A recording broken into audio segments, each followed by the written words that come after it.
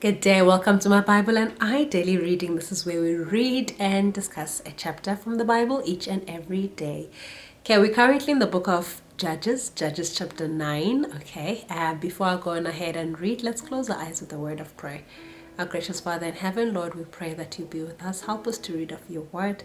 Help us to learn the most from reading your word and help us to apply its messages in our everyday lives. This is my humble prayer in your mighty name, Lord. Amen.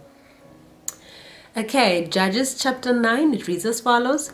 Then Abimelech the son of Jerubbaal went to Shechem to his mother's brothers and spoke with them and with all the family of the house of his mother's father, saying, Please speak in the hearing of all the men of Shechem, which is better for you, that all 70 of the sons of Zerubbabel reign over you, or that one reign over you. Remember that I am your own flesh and bone. And his mother's brothers spoke all these words concerning him in the hearing of all the men of Shechem. And their heart was inclined to follow Abimelech, for they said, He is our brother. So they gave him 70 shekels of silver from the temple of Baal-berith, with which Abimelech hired worthless and reckless men, and they followed him. Then he went to his father's house at Ophrah and killed his brothers, the 70 sons of Jerubbaal, on one stone. But Jotham, the youngest son of Jerubbaal, was left, because he hid himself. And all the men of Shechem gathered together, all of Beth Milo, and they went and made Abimelech king beside the terebinth tree at the pillar that was in Shechem. Now when they told Jotham, he went and stood on top of Mount Gerizim and lifted his voice and cried out, and he said to them, Listen to me, you men of Shechem, that God may listen to you. The trees once went forth to anoint a king over them, and they said to the olive tree, Reign over us. But the olive tree said to them, Should I cease giving my oil, with which they honor God and men, and go to sway over trees? Then the tree said to the fig tree, You come and reign over us. But the fig tree said to them, Should I seize my sweetness and my good fruit, and go to sway over trees? Then the tree said to the vine, You come and reign over us. But the vine said to them, Should I seize my new wine, which cheers both God and men, and go to sway over trees? Then all the trees said to the bramble, You come and reign over us. And the bramble said to the trees, If in truth you anoint me as king over you, then come and take shelter in my shade. But if not, let fire come out of the bramble and devour the cedars of Lebanon. Now therefore, if you have acted in truth and sincerity in making Abimelech king, and if you have dwelt well with Jerubbaal in his house, and have done to him as he deserves, for my father fought for you, risked his life, and delivered you out of the hand of Midian, but you have risen up against my father's house this day, and killed his 70 sons on one stone, and made Abimelech the son of his female servant king over the men of Shechem, because he is your brother. If then you have acted in truth and sincerity with Jerubbaal and with his house this day, then rejoice in Abimelech, and let him also rejoice in you. But if not, let fire come from Abimelech and devour the men of Shechem and Beth Milo, and let fire come from the men of Shechem and from Beth Milo, and devour Abimelech. And Jotham ran away and fled, and he went to Beer and dwelt there, for fear of Abimelech his brother. After Abimelech had reigned over Israel 3 years, God sent a spirit of ill will between Abimelech and the men of Shechem. And the men of Shechem dealt treacherously with Abimelech, that the crime done to the 70 sons of Jerubbaal might be settled, and their blood be laid on Abimelech their brother, who killed them, and on the men of Shechem who aided him in the killing of his brothers. And the men of Shechem set men in ambush against him on the tops of the mountains, and they robbed all who passed by them along that way. And it was told Abimelech. Now Gaal, the son of Ebed, came with his brothers and sent over to Shechem, and the men of Shechem put their confidence in him. So they went out into the fields and gathered grapes from their vineyards and trod them and made merry. And they went into the house of their God and ate and drank and cursed Abimelech. Then Gaal, the son of Ebed, said, Who is Abimelech, and who is Shechem, that we should serve him? Is he not the son of Jerubbaal, and is not Zebul his officer? Serve the man of Hamor, the father of Shechem. But why should we serve him? If only this people were under my authority, then I would remove Abimelech. So he said to Abimelech, Increase your army and come out. When Zebul, the ruler of the city, heard the words of Gaal, the son of Ebed, his anger was aroused, and he sent messengers to Abimelech secretly saying, "Take note, Gaal, the son of Ebed, and his brothers have come to Shechem, and here they are, fortifying the city against you. Now therefore get up by night, you and the people who are with you, and lie in wait in the field. And it shall be, as soon as the sun is up in the morning, that you shall rise early and rush upon the city. And when he and the people who are with him come out against you, you may then do to them as you find opportunity." So Abimelech and all the people who were with him rose by night and lay in wait against Shechem in 4 companies.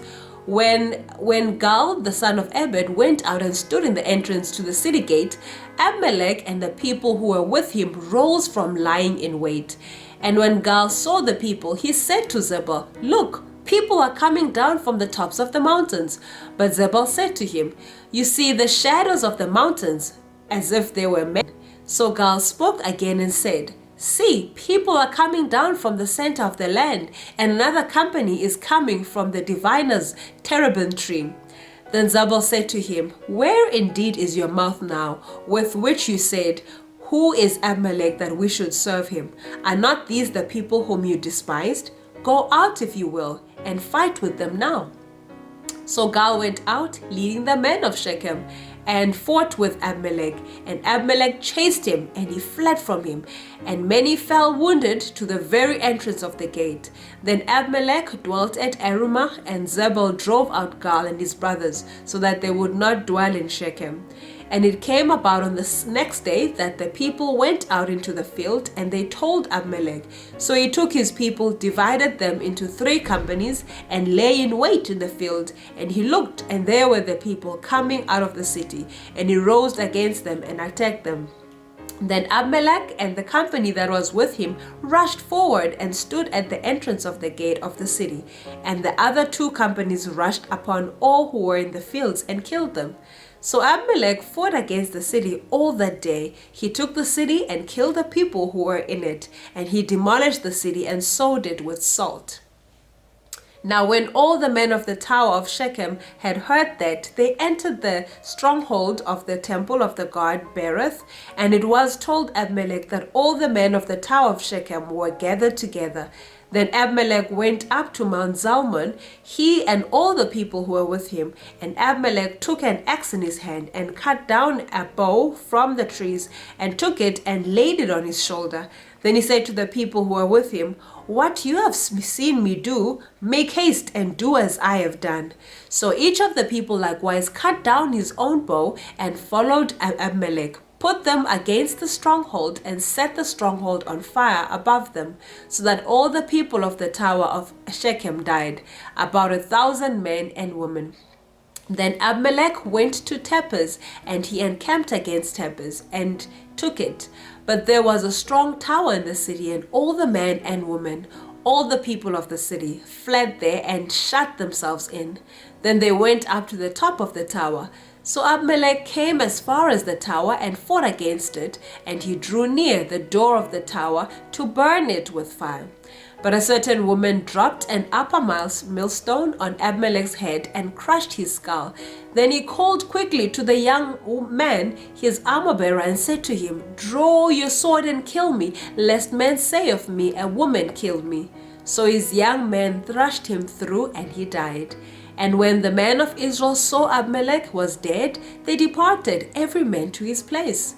Thus God repaid the wickedness of Abimelech, which he had done to his father by killing his 70 brothers. And all the evil of the men of Shechem God returned on their own heads, and on them came the curse of Jotham, the son of Jerubbaal. May the Lord add a blessing to his word now and forevermore. Amen. Okay, so in this chapter, I particularly learned to not take what does not belong to me. You know, everybody has their place in the world. There is something for everyone in the world. And sometimes we leave what's ours and we chase what belongs to other people. okay? So if you take the time to understand what your purpose is in life and you pursue your purpose in life and not chase after someone else's, okay? Don't try and take what belongs to someone else and try and make it your own. Find your own and work with your own. Because here in chapter 9, Abimelech does not just envy, okay, the possibility of his other brothers being the ones who receive, this entitlement of being the next judges after Gideon has passed on. He decides he's going to kill them, so he kills all his brothers, okay, and he's the one now who's definitely going to be the reigning king. And he doesn't even last a long time. He lasts the least amount of years, okay? He doesn't last a long time in that position. It's not rightfully his, and at the end he actually attracts a curse more than a blessing, okay? Because he chased after something which was not his, okay? So I think if we want blessings in life, okay, let's take the time to find out what is it that we need to do, okay? What is our passion in life? What is our reason, okay, our purpose in life, okay? Once we've identified that, let's work with that. And if someone else is meant to be the president, okay, let's not envy them, okay? Let's work with what we're supposed to be doing, okay? Everybody, can be best at their own level. You don't have to be, the king or the best of the best to be the best. Just be yourself, okay? Be yourself. Find what makes you. Find, who you're meant to be. And once you're able to do that, you're able to accomplish a lot more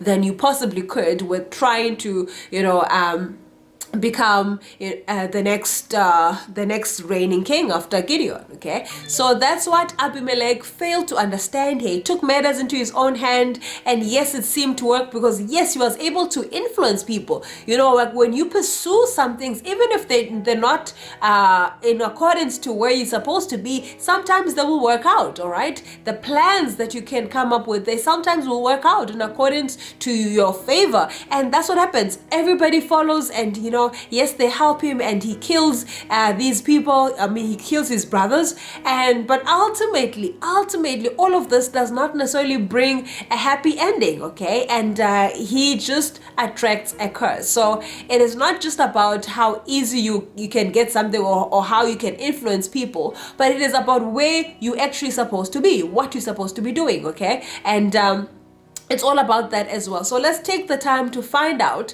who we are and what we're supposed to be doing, and do that. Focus on doing that, and let God handle everything else in our lives. Let God be the one to handle everything else really in our life. Who knows, maybe God could have appointed Abimelech, okay? It could have been that he had this potential, but because now he did not wait upon God's appointment, he decided to take matters into his own hands. He just literally turned the blessing into a curse. So let us rather consult with God, okay? Let God be the one who appoints us. Let God be the one who directs our path. Let God be the one who shows us what our purpose is, and let us live according to our purpose in life. Okay, so that's what I pick up from this chapter. Definitely would like to hear what you also have learned from chapter 9, okay? And before we end the session, let's close our eyes with a word of prayer. Oh, gracious Father in heaven, Lord, thank you for this message. Lord, help us to find ourselves. Help us to find our main purpose in life. Help us to always be guided by you at all times and not take matters into our own hands, Lord. Help us to attract blessings and not curses, Lord. And thank you for continuing to teach us. Help us to continue to learn from you. And as we continue to read, help us to learn even more lessons, Lord, and help us to apply them in our everyday lives. So this is my humble prayer in your mighty name. Amen. Have a good one. Take care.